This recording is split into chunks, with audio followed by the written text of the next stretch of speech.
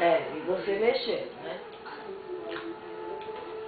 Você viu que voltando para os pneus frios que eles impulsaram o Hamilton, o Weber atacou, eles se tocaram e o Hamilton seguiu a ponta. Então o Weber era o líder e agora é o Hamilton, olha só a força. O carro da força. O Jason Button disputando aí com o Sítio. Na volta também ele troca de pneu. Ali era tudo Mercedes. E aí o Weber vai ter que, ó, como ele tentou um ataque para cima do Hamilton, o Hamilton se defende.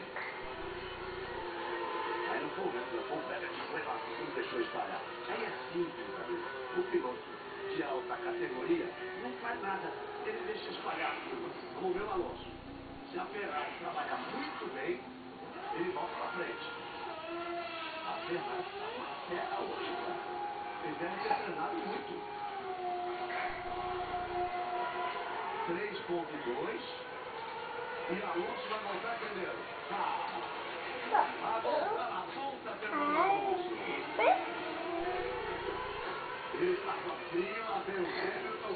O Hamilton. Lá vem o Alonso e o Hamilton faz a ultrapassagem. O inglês é impossível hoje.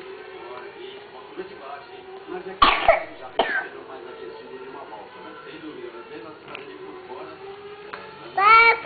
Sabe? O Weber tentou atacar o Hamilton, bateu com o Hamilton, antes se defendeu.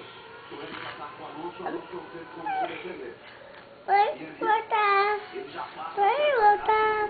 Vai voltar. Pneu de primeira volta, já foi pneu de terceira volta.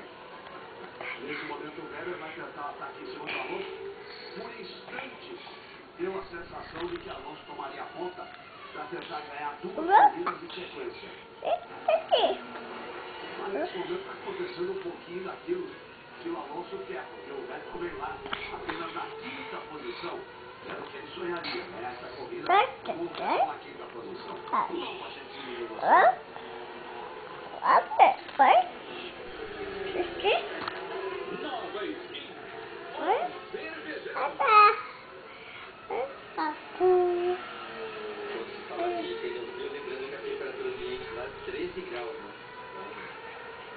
Para todos, é frio mesmo, né? Porque nós estamos com 13 graus de temperatura. E a Papai! 17 graus, está muito baixa a temperatura da pista. Papai! É, filho, papai. E o Alonso por baixo, tentando ficar pela linha de Papai? aí ele começou a passar por fora, mas ele estava Obrigado. forte. Aí como gostou o pessoal da McLaren. Estava tão mais forte e não teve como o Alonso se defender. Tanto que o Alonso ficou muito mais pro Weber ali atrás do que com a possibilidade de ataque. Em cima do